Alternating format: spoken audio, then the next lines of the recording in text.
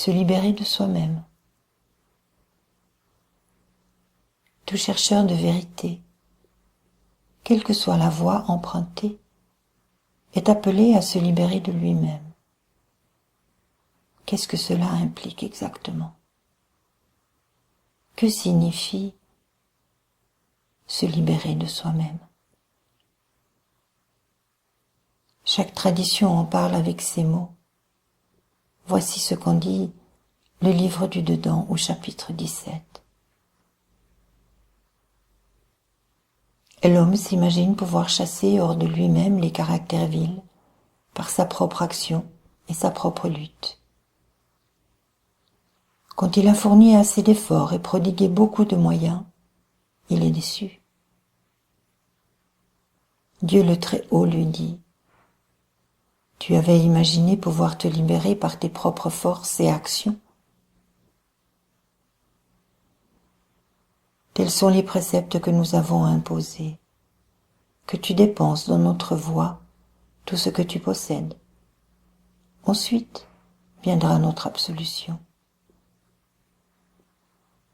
Tu marches tant dans ce chemin que tu seras épuisé, que tu tomberas et qu'il ne te restera plus de force.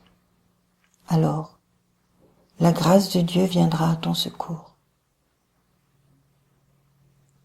Ainsi prend-on le nourrisson dans les bras, le soigne-t-on, et quand il a grandi, on le laisse libre de marcher. Nous t'avons octroyé des grâces afin de recevoir des forces pour nous chercher, sans perdre espoir. Au moment où tes forces défaillent, vois nos grâces, nos absolutions et nos faveurs qui descendent en abondance sur toi, et dont tu ne voyais pas un atome par 100 000 de tes efforts. Ainsi donc, nous pourrions dire que se libérer de soi-même est un acte de soumission aux forces divines. Voir la méditation, étreinte chaleureuse.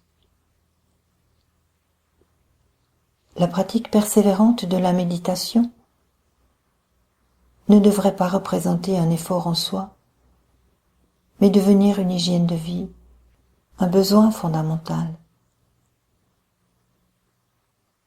Se libérer de soi-même, c'est accepter de traverser les noirceurs des émotions, des conditionnements et de l'ignorance en toute confiance, guidé par les voies divines, doté des grâces de Dieu dans une foi absolue.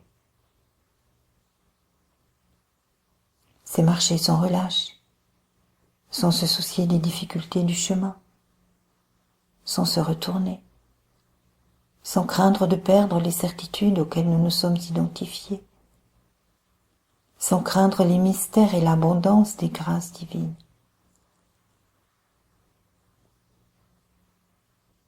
Se libérer de soi-même, c'est s'ouvrir à l'amour divin, au service divin, s'ouvrir à l'absence des désirs égoïstes. C'est renoncer à passer en premier, renoncer à faire comme si nous étions seuls au monde. En simple, c'est s'ouvrir aux autres. C'est servir, quelle que soit la tâche demandée. Servir sans avoir peur de donner son temps, sans compter ce que cela coûte en termes d'investissement personnel. C'est donner et servir avec joie et simplicité. Il est dit aussi dans les textes sacrés: nul ne souffre de la faim, de la soif, ni de la fatigue, s'il marche sur la voie de Dieu. Les oiseaux se soucient-ils de ce qu'ils mangeront demain?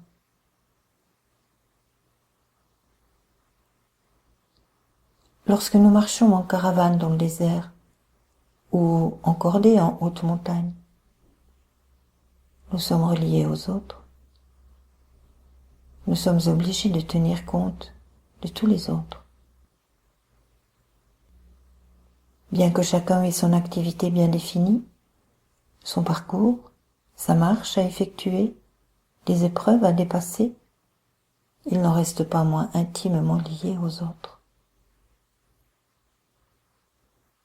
Si nous comprenons le sens profond de « nous sommes tous unis »,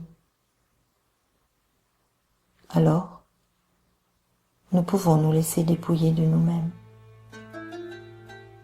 Nous pouvons franchir les étapes les unes après les autres et entrer librement dans l'immensité de la grande félicité.